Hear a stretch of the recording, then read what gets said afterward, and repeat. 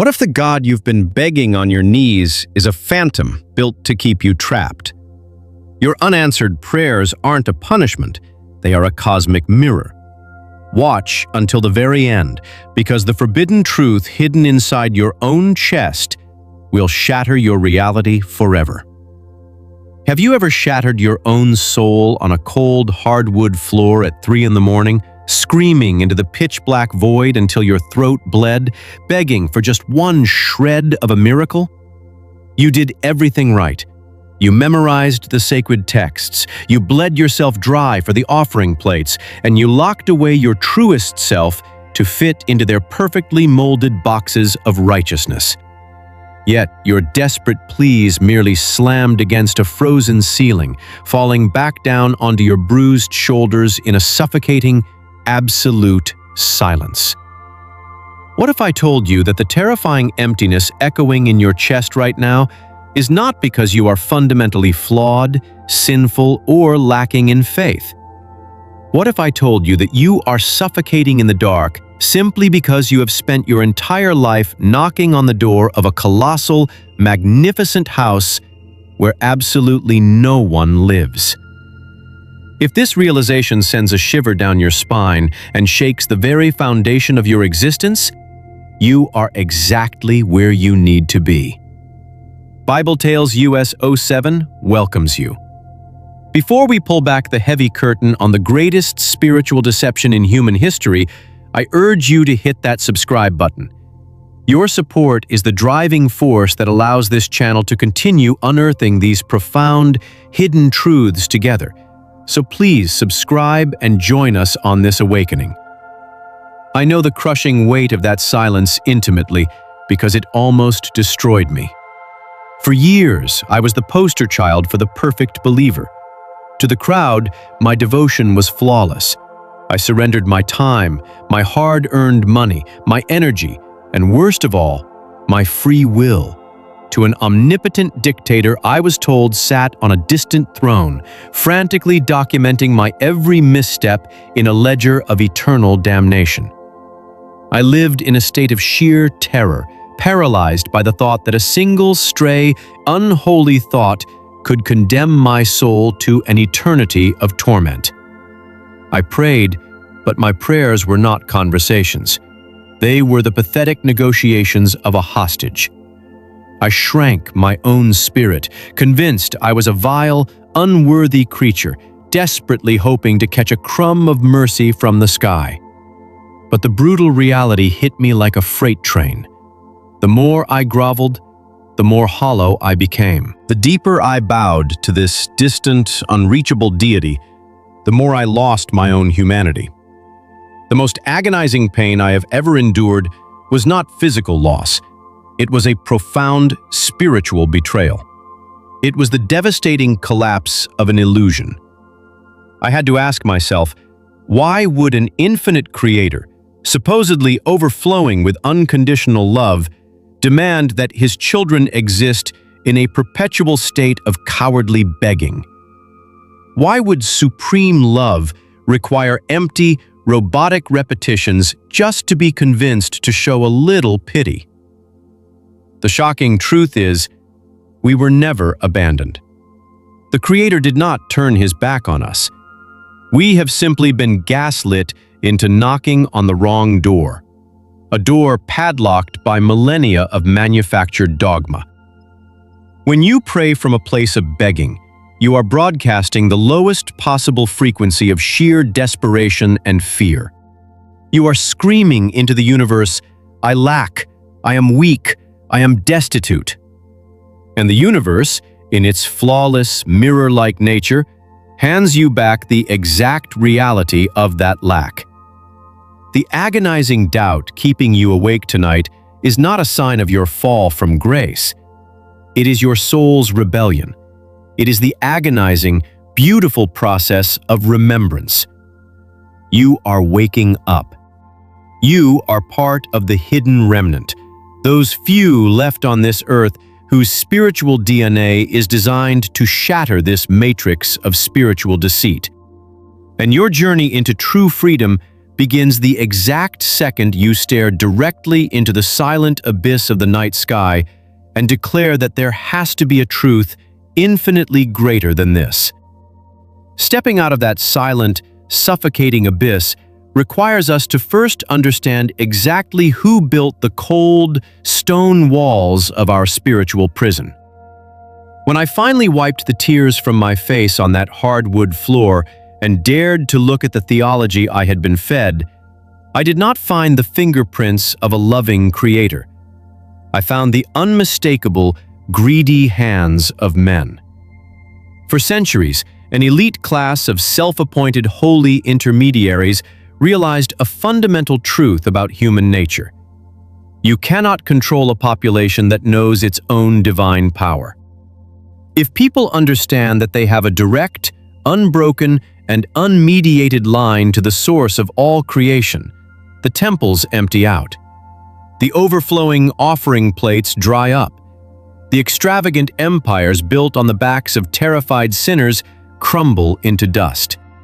So, they committed the ultimate spiritual heist. They took the boundless, incomprehensible, and wildly loving energy of the universe and crammed it into the psychological profile of a volatile, angry king. They weaponized our natural human instinct for connection, twisting it into a trauma bond with a deity who supposedly loves us unconditionally, but will torture us eternally if we disobey his arbitrary rules. I look back at the decades I spent trembling in church pews, and I feel a profound, righteous grief. I grieve for the thousands of hours I spent begging a phantom for forgiveness for the crime of simply being human. We were deliberately severed from our own spiritual sovereignty and told that we were born sick, commanded to be well, and forced to buy the cure exclusively from their altars. The sacred texts, which once contained esoteric, mystical blueprints for inner awakening, were heavily redacted, mistranslated, and taken brutally out of context to enforce compliance. They convinced us that the divine was up there, and we were down here, wretched worms of the earth who needed a priest, a pastor, or a guru to act as a cosmic defense attorney. It was a masterclass in psychological manipulation. By keeping us locked in a perpetual cycle of guilt, repentance, and desperate petitioning, they ensured our spiritual frequency remained in the basement of human consciousness. You cannot threaten the established order when you are entirely consumed by the fear of hellfire. I had to mourn the realization that the entity I had been desperately trying to appease was never God. It was an egregore, a massive, collective thought form birthed from human greed and sustained by human terror. Realizing this did not destroy my faith. Rather, it was the violent, necessary demolition of a fraudulent foundation. It cleared the wreckage so I could finally perceive the actual, living architecture of existence, free from the stained glass filters of manipulation. Once you realize the toll booth to heaven was built by men, you begin to see the true, untethered nature of the cosmos staring directly back at you. The universe is not a judge sitting on a cloud with a ledger. It is a flawless, impartial, and endlessly responsive mirror. This was the hardest, most bitter pill I ever had to swallow. For years, I blamed the silence of God for my suffering. I thought I was being tested, like Job, enduring a divine trial of my endurance. But the agonizing truth I uncovered was that the universe was never testing me, nor was it ignoring me. It was matching me. It was taking the energetic signature of my desperate, pleading prayers and reflecting them perfectly back into my physical reality. Think about the sheer mechanics of a traditional prayer. You drop to your knees, clasp your hands, and cry out, "Please, God, I need money. Please heal this sickness. Please bring me love." While the words sound pious, what is the actual vibration of that moment? It is the vibration of profound absence. The subconscious broadcast you are sending out into the quantum field is, "I do not have this. I am separated from it. I am desperate." Because the universe operates on the immutable law of resonance, it cannot give you what you want.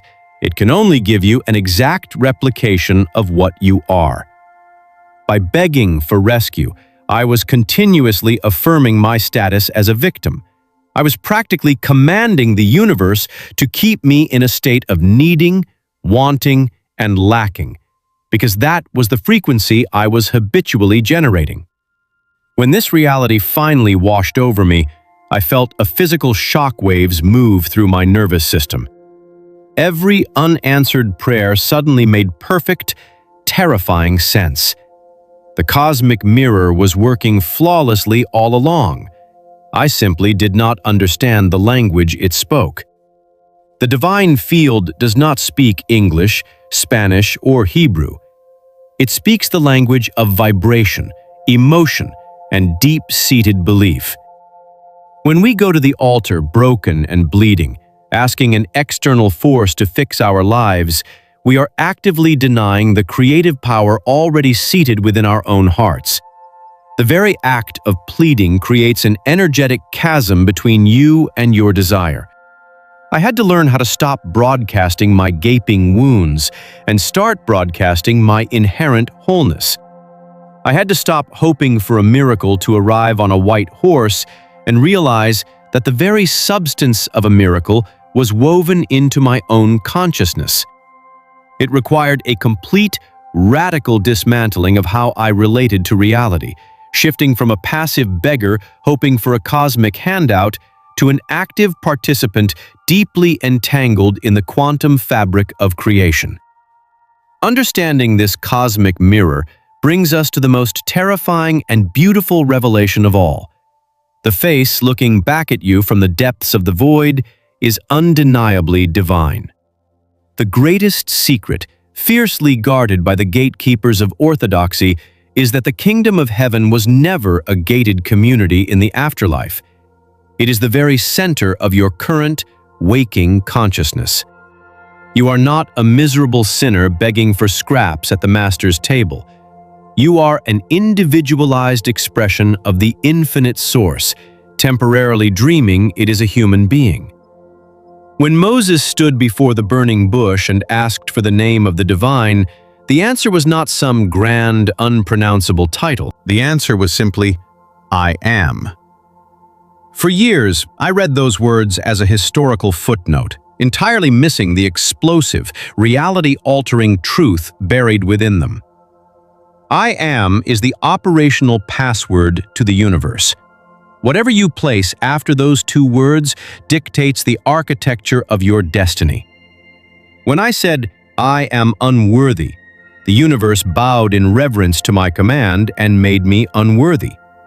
When I said, "I am broke, I am sick, I am abandoned," the divine fabric of reality reorganized itself to honor my decree. Realizing this forced me to step out of the comfortable, familiar role of the victim. There is a strange, twisted comfort in believing your suffering is the will of a mysterious God, because it absolves you of all responsibility. But when you awaken to the fact that you are the author, the director, and the lead actor in this cosmic play, the sheer weight of that sovereignty can bring you to your knees. There was a distinct moment in my journey when I stopped looking up at the sky and started looking inward. I sat in the same spot on that hardwood floor where I used to bleed out my begging prayers, but this time, I didn't ask for a single thing. I closed my eyes, bypassed the anxious chatter of my mind, and sank deep into the silent, observing presence behind my thoughts. And there it was. The source. Not a booming voice or a fiery vision, but a profound, unshakable stillness, a reservoir of infinite power, unconditional love, and absolute peace. The God I had been searching for in megachurches, in ancient scriptures, and in the approval of religious leaders had been quietly waiting inside my own chest my entire life. To claim the throne of the I Am is to finally accept that you are the hands, the feet, and the vocal cords of the universe experiencing itself. You do not need to pray for health. You must align with the frequency of your inherent wholeness. You do not need to beg for abundance. You must recognize yourself as the very source from which all abundance flows. Embracing that profound inner divinity does not just change how you pray. It violently shatters and entirely rebuilds the very fabric of your waking life. When you truly integrate the knowledge that you are a sovereign creator, you can never go back to sleep. You can never again sit in a congregation and listen to a man in a pulpit tell you that you are fundamentally flawed. But let me be entirely honest with you. Walking this path of the awakened creator is not for the faint of heart. It is the road less traveled for a reason. As you begin to change your internal frequency, the external matrix will resist. You will lose friends who are committed to their own victimhood. Family members might label you a heretic, a dreamer, or someone who has lost their way. There will be days when the heavy gravitational pull of your old programming will try to drag you back down into fear, doubt, and the desperate urge to look for a savior in the sky. When those moments hit me, I have to fiercely remind myself of what I survived to get here. I look at the scars of my past spiritual trauma, and I wear them as badges of honor. We are the hidden remnant. We are the cycle breakers, the system glitches, and the pioneers of a new spiritual paradigm on this earth. We chose to incarnate during this chaotic, magnificent time of transition specifically to anchor this higher frequency. Our mere existence, living boldly, unapologetically, and abundantly without the crutch of religious dogma, is the greatest threat to the old systems of control. Your life is your ultimate prayer. Every decision you make out of love rather than fear, every boundary you set to protect your energy, and every moment you choose to believe in your own power, you are literally pulling a new earth into existence.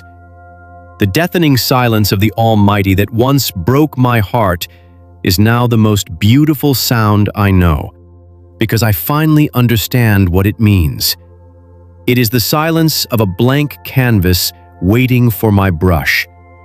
It is the respectful quiet of the universe handing me the pen and saying, "Write your own story." If you feel this resonance in your bones, if this message has spoken to the ancient truth buried within your spiritual DNA, hold your head high. You are no longer stumbling in the dark. The light you have been desperately searching for is the very light you are made of. Stand in your sovereignty, create your reality, and remember, you were born to be the storm that clears the sky. The journey out of our spiritual prison is a profound awakening to our own inherent sovereignty. For centuries, humanity was conditioned to look outward and upward for salvation, trapped in a relentless cycle of begging an external, anthropomorphic deity to fix the supposed flaws of our human existence. We were taught to broadcast the frequency of lack, victimhood, and fear, which the impartial cosmic mirror flawlessly reflected back to us as continued suffering. However, the demolition of this dogmatic illusion reveals a breathtaking reality. The kingdom of heaven is, and always has been, seated within your own consciousness. By reclaiming the sacred password of the universe, the I Am, we shift from being passive victims of fate to the conscious architects of our reality. The cosmos does not judge. It simply responds to the energetic signature of our deepest, most firmly held beliefs. Stepping into this truth requires immense courage. It demands that we abandon the comforting crutch of religious victimhood and take full responsibility for the lives we manifest.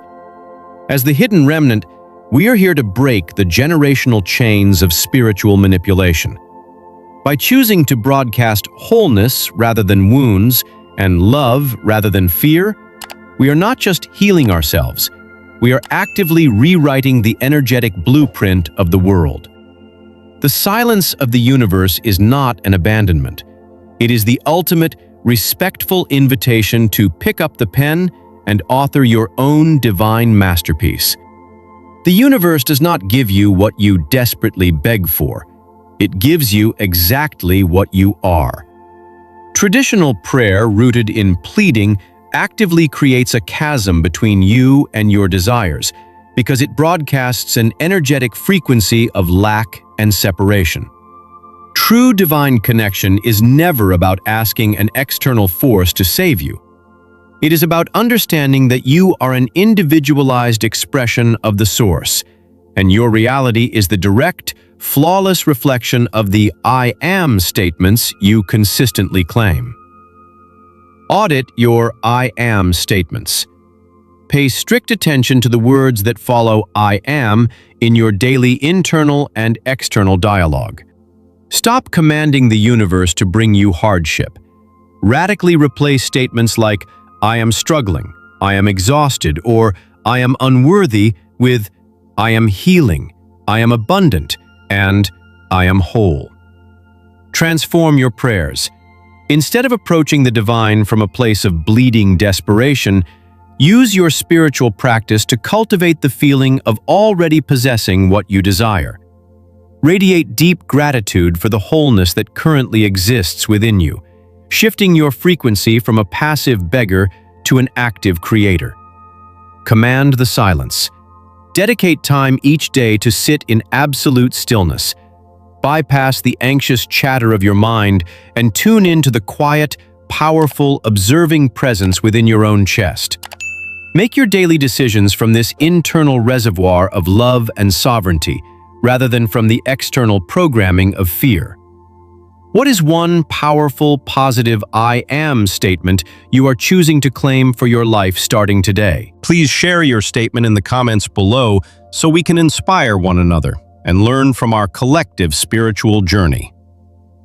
If this message resonated with the truth in your bones, please subscribe to the channel. Your support truly gives us the motivation to keep creating more deep, impactful content to assist you on your path of awakening.